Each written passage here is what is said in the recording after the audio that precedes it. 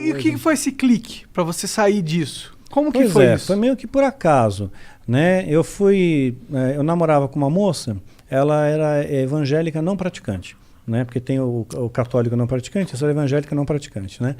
E aí nós somos uma igreja, né? Era a Igreja Batista do Morumbi, isso eu posso falar, né? Na época o pastor era o Ari Veloso, um homem de Deus, um rapaz muito bom ele. E nós estávamos chegando lá, ela queria que eu fosse no culto, na igreja e tal. Eu falei, bom, vou, né? Esse bando de crente aí não é nada, né? Ela sabia que tu era satanista? Não sabia. Né? Mas ela queria me converter ao cristianismo. Ela sabia que eu não era cristão. Ela queria me converter, porque ela era evangélica, né?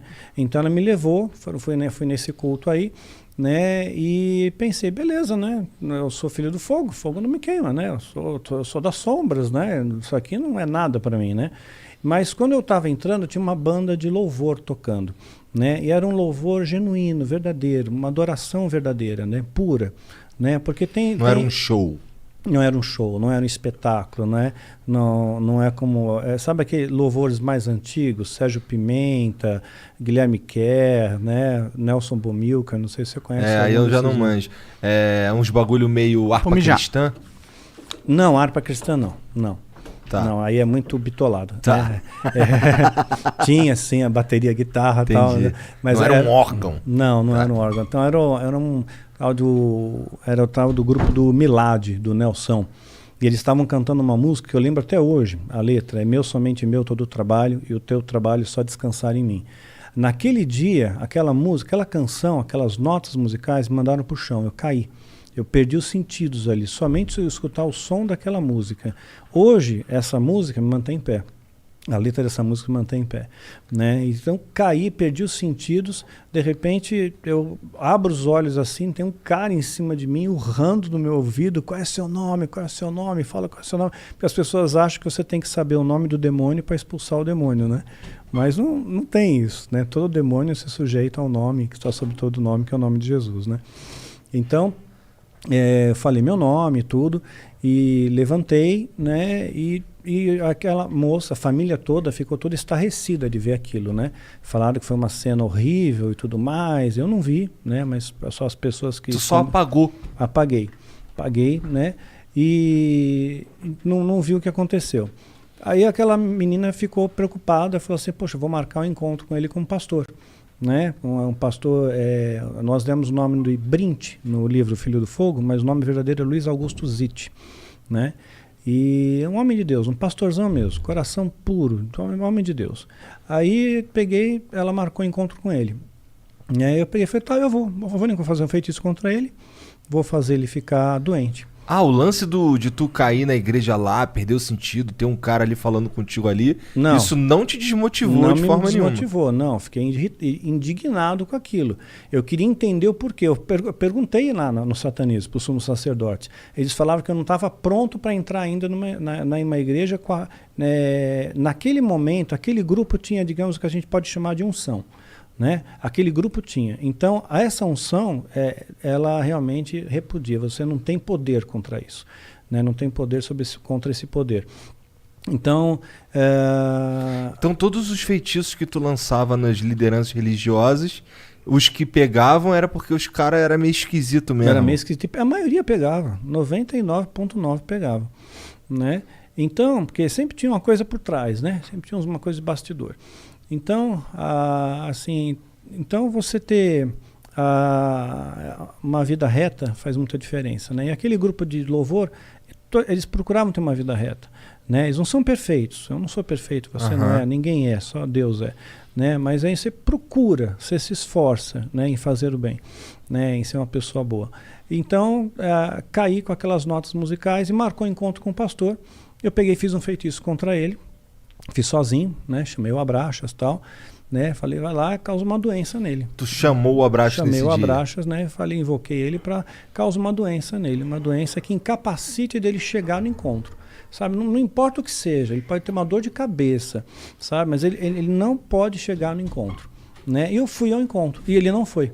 Eu esperei umas 2 horas, ele não foi, foi embora. Aí no outro dia eu estou na empresa que eu trabalhava, o presidente satanista, né? Tocou o telefone para mim, né? A secretária passou e era a secretária da igreja e falou, olha, o pastor não pôde ir ao encontro, né? Eu pensei comigo, puxa, não veio ao encontro porque se lascou, né? Eu fiz um negócio aqui.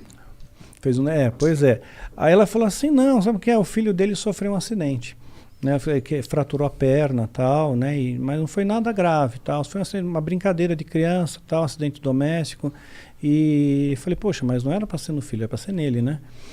E, ok, eu fiz alguma coisa errada, né? Porque o ritual é rigoroso, não pode ter erro, né? Então, marquei o segundo encontro, marquei de novo a segunda vez e chamei mais pessoas para me ajudar. Fizemos o pentagrama, cada um na ponta de um pentagrama, então fizemos com 5 dessa vez. 5 então pessoas. O pentagrama é um símbolo satânico. É um símbolo satânico, sim. Pentagrama invertido especialmente, né? Porque vai encaixar dentro dele exatamente a figura do bode, né? E o bode na Bíblia é o bode de Levítico, né? Um era solto, né, no deserto, né? E o outro era sacrificado. Então, o satanismo, eles interpretam que aquele bode que está lá no centro é o que foi solto, é o que te dá liberdade, né? E há 5 pontos, 5 continentes, né? Onde ele tem o poder e tudo mais, ele faz e acontece, né? Então, tem todo um simbolismo em torno disso, né?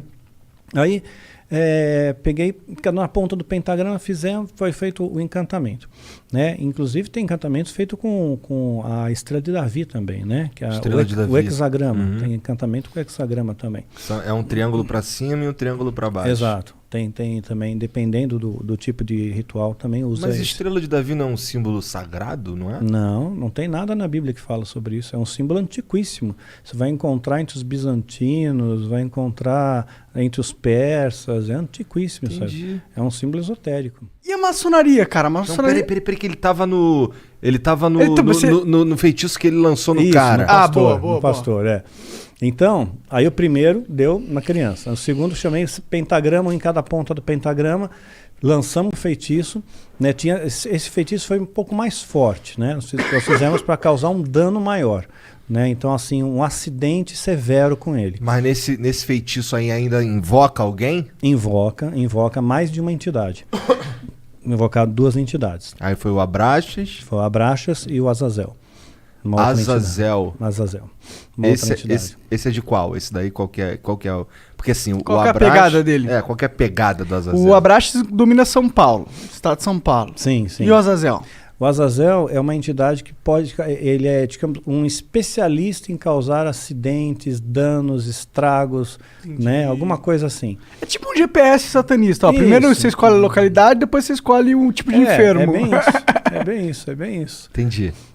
Então, o que acontece? Aí essas 2 entidades foram invocadas para lançar um feitiço. Lançamos o feitiço. Fui no encontro com o pastor. Passou 1 hora, passou 2 horas, o pastor não foi, fui embora. Pô, lascou, o pastor lascou. Só vou esperar o telefonema, né? No outro dia liga a secretária da igreja para mim de novo. Olha, o pastor não foi ao encontro. Falei, eu sei, né? Então, o que aconteceu? Ele bateu o carro. Olha, foi um acidente violento, né? Deu perda total, acabou com o carro do pastor, né? E eu já pensando, onde é que ele está hospitalizado, né? Porque se eu souber o hospital e tiver satanista infiltrado, né? Porque tem muito tráfico de órgãos, muita coisa no meio aí, nesses bastidores. Caralho! Né? Tem. Então, Por que os caras querem órgão pra vender? Ah, cara, vender, fazer ritual. Capitalizar. Também. Capitalizar. Entendi. Capitalizar. Daí agora, mas o pastor não se quebrou. Não, ele saiu Porque inteiro. 1000 cairão à direita. 10 mil à esquerda você não vai ser atingido. E ele falou, mas aí o pastor não sofreu um arranhão, glória a Deus, né? Fiquei com tanta raiva daquela secretária, vontade de dizer para ela, me dá seu nome completo, data de nascimento, feitiço é para você agora. Voltando ao pastor, lançou o feitiço. Perda total no carro, o cara tá inteiro. Aí eu peguei e falei, não é possível, né? Aí falei com os sumos sacerdotes. E os sumos sacerdotes falaram, realmente, você é filho do fogo, o fogo não queima, isso, aquilo, né? Mexeu com todo mundo. Nós vamos fazer um feitiço, vamos acabar com ele. Vamos oferecer 13 vidas pela vida dele. Eita! Caralho! Ou seja, se ele morresse, 13 vidas seriam ceifadas em ritual, né? Para pagar os demônios. Como se escolhe essas vidas? Olha, alguns se voluntariam, outros pais doam os seus próprios filhos ou sequestro. A maior parte por sequestro. É o que eu te falei, pessoas desaparecidas. Muita gente desaparecida. Mas aí o cara... E aí, foi feito o ritual? Né? O cara, aí foi feito o ritual, com sumos sacerdotes, né? Aí esse ritual não posso entrar em detalhes, esse aí é bem mais pesado, né? Foi feito o ritual e eu tive certeza plena, né? Que realmente aquele homem, ele ia morrer. Mas materializou uns cara? Materializou. Quantos dessa vez? Materializou 9. Caralho! 9. 9. Bem no 9. É 9, né? 9. Nossa. Abraxas, Azazel, Astarote. Astarote, Asmodeu, Leviatã, Abaddon. Ih, o Abaddon põe o escudo em mim. Já escutou em Abaddon? É que Abaddon tem um herói no Dota, que é um jogo que a gente joga. Ah, sim. O nome dele é Abaddon. Ah, tá. E ele é meio demoníaco. Ele é meio demoníaco. Esses nomes são famosos. Ele é o Death Knight. Eles vão parar na mídia mainstream, vira e mexe. Azazel, já vi vários filmes. Nos filmes ele aparece como o Anjo da Morte. Tem o Astarote também, já ouvi falar. Sim. Já ouvi falar de vários. Mas aí, fez o ritual, o que rolou depois? Fez o ritual, então, eu tinha certeza que aí o homem ia morrer. Porque o ritual já era para matar ele, né? Então, ok, né? Se é para matar, que morra logo, né? E marquei outro encontro. Mas assim, eu fui triunfante naquele encontro, né? Eu fui regozijante, todo feliz, imaginando, puxa vida, eu vou pegar... Não vai ter encontro? Não vai ter encontro, né? Esse cara não vem, já era, está lá visto, olhar para a secretária e ficava pensando, quero ver você falar agora alguma coisa para mim, né? E eu já deu 2 horas, eu cansei, né? Tô indo embora, né? Bem na hora que o pastor chega, ele chegou. Ele estava com o ar meio abatido, tá transpirando muito, abatido, né? Mas ele pegou, falou, que bom que você está aqui ainda, né? Me atrasei. Né? Mas ele não falou o que aconteceu. Né? Então, E tu nunca soube? Nunca soube. Tá. Né? Ele não entrou no mérito do que aconteceu, mas ele estava abatido. E ele pegou e falou, vamos conversar. Né? Olha, naquela época eu estava no platô do Kung Fu, né? Feiticeiro do satanismo. Quer dizer, aquele homem não era oponente para mim, mas eu tive um medo dele, que me arrepiou dos pés à cabeça. Né? Porque ele tinha... Era para estar morto. Era para estar morto. Eu tô vendo alguém vivo que era para estar morto, né? E ele tinha unção, tinha essa autoridade, tinha essa... É um homem de Deus, né? Um homem de fé. E eu tinha receio que se eu tocasse nele, ou se eu pegasse na mão dele, ele estendeu a mão, não estendi, eu ia cair de novo, porque eu já estava com aquele trauma que eu caí na igreja lá, né? E então eu falei, pastor, desculpe, o senhor chegou atrasado, eu vou embora, eu tenho compromisso. Menti, né? Aí ele falou, tudo bem, olha, se você não quiser conversar, a gente não conversa, uma conversa rápida, 5 minutinhos só, vai. Olha, demorei tanto para chegar até aqui, você não sabe o que eu passei para chegar até aqui, me dá 5 minutos só, te prometo que não vai passar 1 minuto a mais. Aí eu falei, tá bom, 5 minutos, hein, 5 minutos. Aí nós subimos na parte superior, era um sobrado, né, da casa, ele entrou na sala, né, eu entrei após ele, ele fechou a porta, a chave, tirou a chave e pôs no bolso. Imediatamente eu olho para a janela, né, pensando rotas de fuga, né, grades na janela. Né? Falei, não, tinha que ter pijama de uma listra para passar por lá, não ia dar, né. Aí eu peguei e falei, pastor, mudei de ideia. Não quero mais falar com o senhor, não. Eu preciso ir embora mesmo, né? Ah, tá bom, você quer ir embora, você não quer falar comigo, tudo bem. Né? Eu só vou orar por você antes de você ir embora, tudo bem? Né? Aí eu só vejo uma mão, assim, porque ele impôs a mão sobre mim, né? Vejo a mão crescendo, apaguei, cara, apaguei. Literalmente apaguei de novo. Mas eu tive alguns despertares no meio desse apagão. Então, cada vez que eu tinha minha consciência recobrada, eu via que eu estava no chão, eu estava todo estourado, sabe? Tava com hematoma, machucado, roupa rasgada, arranhão, né? A sala dele estava toda destruída, cadeira, tudo voando, livro para tudo quanto é lado, não voando poltergeist. Mas tipo assim, que tava bagunçado, bagunçado. Você se mexeu muito. Eu me mexi, exato. E ele estava calmo, ele estava sereno, né? Falando baixinho, né? Falando, Deus, né? Visita essa vida com teu amor, visita essa vida com teu amor. Eu nunca vou esquecer dessas palavras, né? E de repente, aí apaguei, apagava, voltava. Chegou uma hora que eu voltei, né? E ele me ajudou a levantar, né? Me pôs na cadeira, né? E pegou, falou, tá vendo isso aqui? Falei, tô vendo. Isso aqui nunca mais vai fazer parte da sua vida, né? Porque agora você é uma nova criatura, né? Agora você é de Jesus. Você quer Jesus na sua vida, né? Você quer aceitar Deus na sua vida, né? E eu peguei e pensei, puxa vida, né? Eu acreditava que o diabo era tão poderoso, né? E esse homem ele nem encostou em mim e me derrubou e fez tudo isso, né? E destronou os principados, os demônios mais poderosos contra ele. Então eu falei, eu quero, o Senhor me ajuda, né? Então ele fez aquela coisa de oração, sabe? Repete comigo a oração, tal, fiz. Aí ele me deu um abraço, eu me senti muito acolhido com aquele abraço, mais do que todos os abraços que eu recebi na Irmandade, né? Senti uma paz no meu coração tão incrível, tão indescritível. A Bíblia chama de paz que transcende o entendimento, né? Então senti uma paz, uma serenidade, uma alegria muito grande, né? Que eu nunca tinha sentido na minha vida, né? Então eu saí de lá super feliz, radiante, todo machucado com o corpo, né? Mas feliz por dentro, né? A vontade que eu tinha de pegar um cachorro da rua, bem vira-lata, sabe? Dar um beijo na boca dele, falar, cachorro, Jesus te ama também, né? Maneiro. Né? Aí cheguei em casa, ligaram para mim, teve 2 sacerdotes do satanismo que me incomodaram muito. A gente só não enlouqueceu, eu e minha esposa, porque realmente Deus não permitiu. Tu já estava casado nessa não, fase aí? Né, nessa fase aqui eu namorava. Tá. Né? Namorava com uma outra moça, Tá. não era conhecia essa daí, veio posterior. Tá. Né? Esses sacerdotes começaram desde aquela época, desde a minha conversão. Eu tinha quase 26 anos, eu tinha 25 anos e 8 meses, né, quando me converti. Então, eu conheci a minha esposa com 27. Né? Então, levou Na igreja? Conheci na igreja. Tá. Né? Então, eu não era muito de frequentar a igreja, né? Mas ela estava fazendo um grupo de teatro, né? E precisava de alguém que praticasse algum tipo de esporte, né? Para fazer uma cena lá. E como eu já praticava Kung Fu, eu falei, eu posso fazer uma sequência aí. Aí eu entrei, a gente acabou se conhecendo, namoramos, noivamos, casamos. Entendi. Então... Mas Você estava falando dos sacerdotes que tentaram. que eles fizeram para encher o teu então, saco? aí eles ligaram para minha casa. Nesse mesmo dia? No mesmo dia. Eu cheguei em casa, passou 1 hora mais ou menos, o telefone tocou, né? E a voz do outro lado era um tal de Taulês, a gente deu o nome de Taulês no livro. E ele pegou e falou para mim, nós avisamos você, satanismo não é para todo mundo, né? Mas uma vez que você entrou, não tem mais volta, não tem mais volta. Amanhã você tem um compromisso conosco, né? E nós vamos buscar você na sua casa. E se você não estiver aí, nós vamos matar a sua família. Caralho! Né? Então, assim, eu não pensei 2 vezes, eu não consegui raciocinar, né? A única coisa que eu pensei, porque eu sabia que ritual que era, né? Aquele ritual era um ritual que eu teria que fazer pela primeira vez, um ritual de sacrifício humano. Então, Por quê?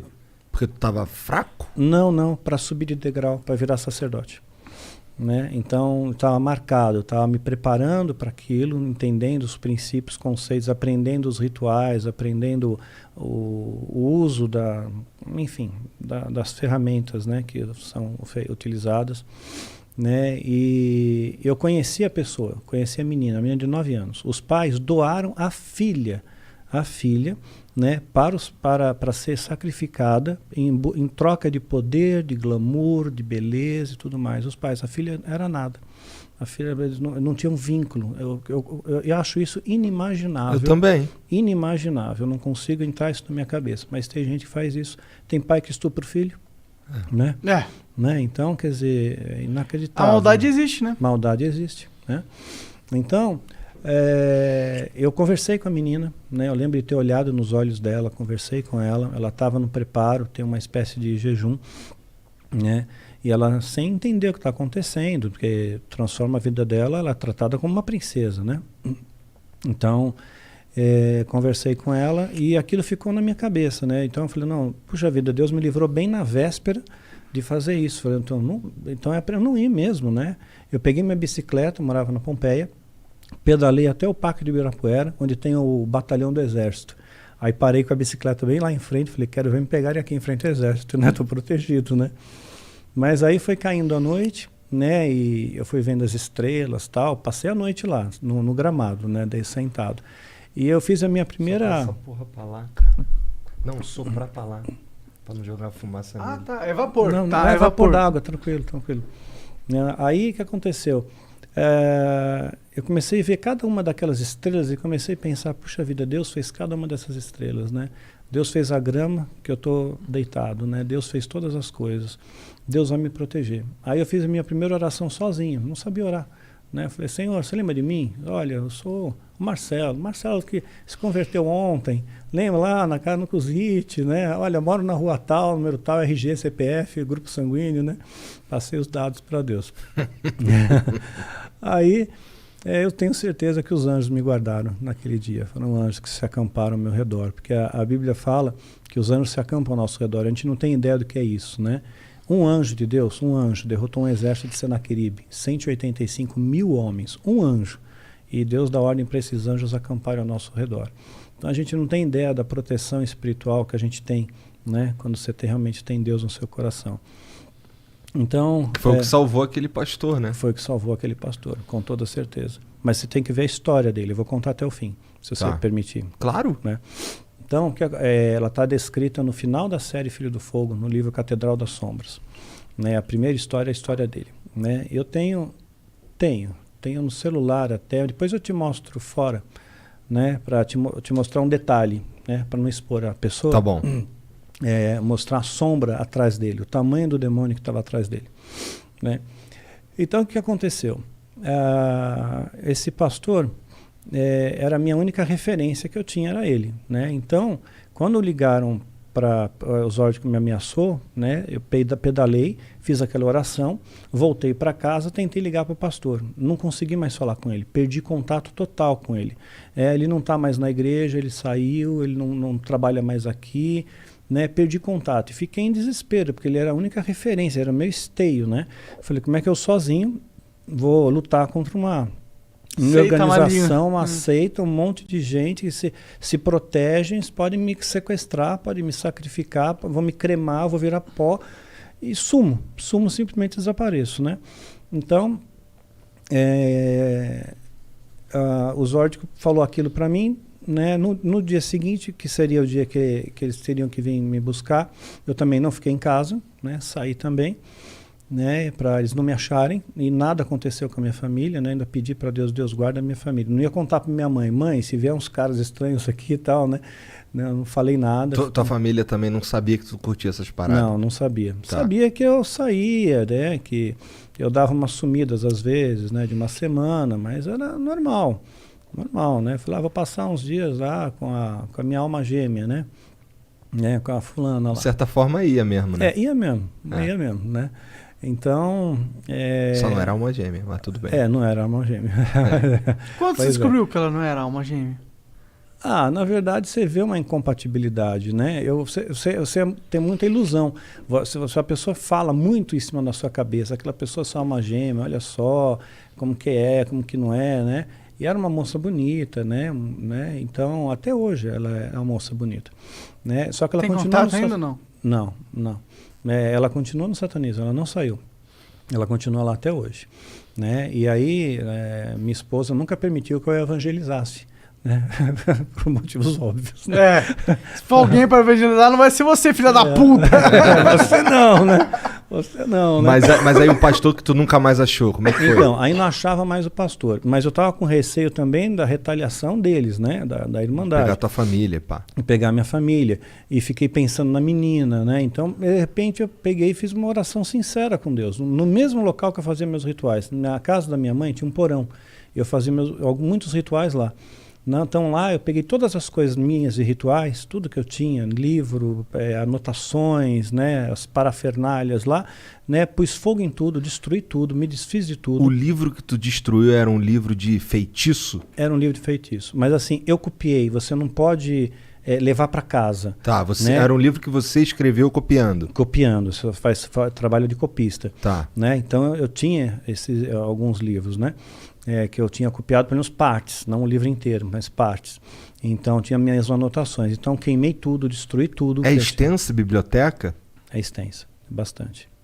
Qual que é o livro mais assim que você pegou? Caralho, esse livro aqui... Deve ser aquele que ele falou, né? Qual mesmo? Não lembro. Eu também não lembro o nome. Tem um dos mais poderosos da alta magia, que eles consideram, é a clavícula maior de Salomão. Sim. A clavícula menor, né? E a chave de Salomão. Você falou que esses não são muito verídicos. Não. Esse daí é o que você vê você compra isso. Né? Mas tem um livro verdadeiro com o mesmo nome, né? Que é o original mesmo, que é diferente. Porque Salomão, Você sabe que Salomão ele deu uma desviada, né? Sim. Com essa história. Então, mas se você lembra bem da história, 1 Reis 10:14, fala que Salomão recebia todo ano 666 talentos de ouro, 666, que é o número do diabo. Né? Um talento é ouro pra caralho, né? 34 quilos. É ouro pra caralho. 34 quilos. Naquela época ele era um bilionário. Bilionário, sim. Né? E esse número... De quanto tempo? Por ano. Por ano. Por ano. 666 talentos por ano. 1 Reis 10:14. Aí lá em Apocalipse 13:18, nós vamos ver que realmente, né, o que é o 666, né? Que é o número da besta. E tem fundamento esse 666 no satanismo? Tem. É uma trindade satânica, assim como tem o Pai, o Filho e o Espírito Santo. É o anticristo. É a besta, o falso profeta e o anticristo. A besta? Quem é a besta? É o diabo? Sim, é o diabo. O falso profeta... O falso profeta é o que vai dar apoio ao anticristo. Tá. Que supostamente será o próximo Papa, depois do Francisco, pela profecia bíblica de Apocalipse 17. E esse Papa aí? Se a profecia acontecer. Esse Papa aí de boa. É de Francisco boa? é de bonzinho. Ele parece bem moderno. Ele é de boa. Eu gosto dele. Ele me parece uma pessoa super simpática, bonzinho, né? Então, assim, aí depois dele, né? O próximo Papa vai ser aquele que vai dar o apoio ao anticristo, né? Pela profecia bíblica de Apocalipse 17, que fala do 8º rei. Né? Então, assim como o Vaticano se transformou teve poder de Estado, né? Em 19 de fevereiro de 1929. 19 de fevereiro de 1929. Né? E aí fez o Tratado de Latrão. E a partir daí veio todos uns papas. E aí né? tem esse que tá agora é o 7º? Esse é o 7º, porque o primeiro você não pode contar, que era o Pio XI. Pio XI já estava em exercício quando o Tratado de Latrão foi assinado. Né? Você tem que contar a partir do momento que, posterior a isso, passou com conclave e tudo mais. Né? Aí, então esse é o 7º. Então o 8º rei será o Papa que vai dar o apoio ao anticristo.